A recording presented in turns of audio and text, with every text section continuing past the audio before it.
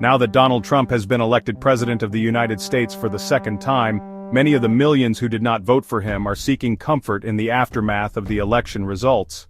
Journalist Daniel Hunter from Waging Nonviolence is offering 10 tips to help us prepare for and stay grounded during another Trump presidency. The guide emphasizes that to take effective action, one must resist contributing to the autocrat's knack for inciting fear, isolation, exhaustion, and disorientation. Speaker 2. Looking into an even more destabilized future is not easy. If you're like me, you're already tired, Speaker 2, Hunter shares. The prospect of more drama is daunting, but authoritarianism isn't going away no matter the election results. Hunter stayed busy throughout the election by preparing for the possibility of another Trump presidency. From outlining potential scenarios, creating trainings, and collaborating with colleagues experienced in living under autocratic regimes, he developed his 10 tips for navigating another Trump administration while maintaining inner peace. Speaker 2. Thus, for us to be of any use in a Trump world, we have to pay grave attention to our inner states. Speaker 2, Hunter says, is key to not perpetuating Trump's goals of fear, isolation, exhaustion, or constant disorientation. 1. Trust yourself. Amid widespread social distrust, where many lack confidence in the government, medical professionals, the media, and even family and friends, Hunter suggests starting by trusting yourself. He encourages tuning into your inner voice and becoming mindful of how what you see, hear, and feel affects your overall state.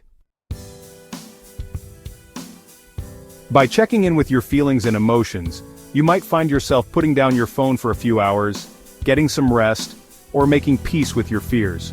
Speaker 2. In essence, it's building protection from the ways the crazy-making can become internalized, Speaker 2, Hunter writes. 2. Connect with people you trust.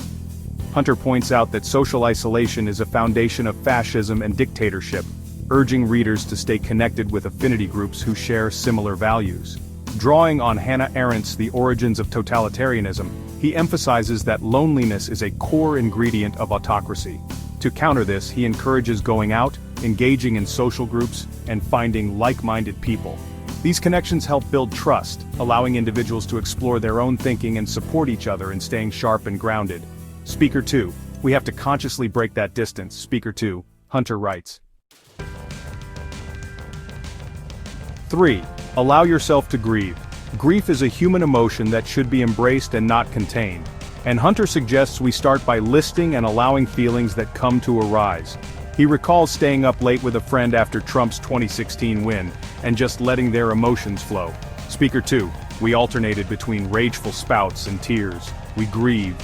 We cried. We held each other. We breathed. Speaker 2. We dove back into naming all the bad things we knew we'd lost and things we thought we'd be likely to lose. Speaker 2. He shared. Through this process, Hunter and his friend were better able to mentally prepare for what the next 4 years would bring. Rather than bottling up their emotions and constantly saying, "I can't believe he's doing that," Hunter released his feelings on election night and began moving toward a place of acceptance. Believe it now. Grief is a pathway to that acceptance, he writes. 4. Let go of what you can't control. During a Trump presidency, there will be so many pressing issues that accepting we can't tackle everything will be challenging, Hunter cites. Trump's first day likely includes pardoning January 6th insurrectionists, reallocating money to build the wall, pulling out of the Paris Climate Agreement, and firing 50,000-plus government workers to begin replacing them with loyalists. There's little reason to believe that day too will get much quieter, he writes. To resist the chaos that often fuels autocracy, Hunter advises letting go of the belief that we must address everything. While this can be difficult for natural activists, he warns that the urge to act on every issue leads to poor strategy. Instead of focusing solely on public venting or symbolic actions like rallies and protests, seek out more effective ways to engage. 5. Discover your way. Referencing his book of scenarios on how a Trump presidency might unfold, Hunter outlines several resistance pathways to counter the coming chaos. One pathway, protecting people, focuses on supporting those directly impacted, such as trans individuals, people seeking abortions, and immigrants.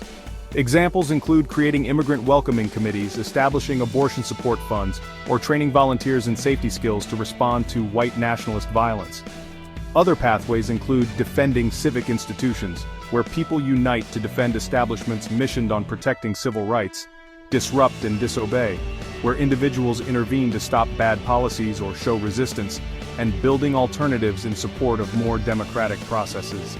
Your path may not be clear right now, that's okay. There will be plenty of opportunities to join the resistance, Hunter notes. 6. Refuse to comply in advance. Avoid self-censorship. Hunter cites the two major media publications that cowardly refused to endorse a political candidate as an example of self-censorship. Trump didn't need to directly threaten these media outlets. Their own leadership instructed them to sit this one out, Hunter notes. If autocrats teach us any valuable lesson, it's this. Political space that you don't use, you lose, he writes. Acknowledging the power we have to choose when to speak up, Hunter urges those who care to use the political space and voice you have. 7. Redefine your political landscape. Hunter explains how a Trump presidency reshapes political alignments and potential outcomes. He emphasizes the importance of positioning ourselves to listen to people with differing political or personal views, and engaging with them to broaden our perspectives. He also encourages practicing empathy and facing the reality of who holds the power. 8. Face the reality of power. Taking to the streets for mass protests without a clear goal will only increase frustration, leading to disengagement and radical actions disconnected from any strategic plan. We're not going to stop him from doing these things just by persuasive tactics or showing that there are a lot of us who oppose them, Hunter writes. Citing the upside-down triangle as a power analysis tool, Hunter explains how strategically toppling Trump's pillars of support can prove to be more effective. Mass non-cooperation exposes people to greater risk and repression. However, it also presents the potential to achieve the kind of liberatory government we all truly deserve. Hunter cited Trump's 2019 government shutdown as an example when flight attendants prepared for a national strike. This strike had the potential to ground planes nationwide, disrupting a key transportation network. Within hours of announcing their immediate mobilization for the strike, Trump backed down. This tipping point of mass non-cooperation will be messy. It means convincing a lot of people to take huge personal risks for a better option, Hunter writes. 9. Manage fear, turn violence back against itself. Managing fear isn't about suppressing it, it's about constantly redirecting it. Referencing activist and intellectual Hardy Harriman's study on political violence, Hunter explains that making political violence backfire involves refusing to be intimidated and resisting those threats, causing them to lose their power. Hunter uses the example of Bayard Rustin, who transformed police threats of arrest in response to outdated anti-boycott laws into a moment of courage. Rustin organized a group of civil rights leaders to go to the police station and demand to be arrested, positioning themselves as leaders and turning the repression into a powerful spectacle. Some leaders not on the police's list publicly demanded to be arrested as well.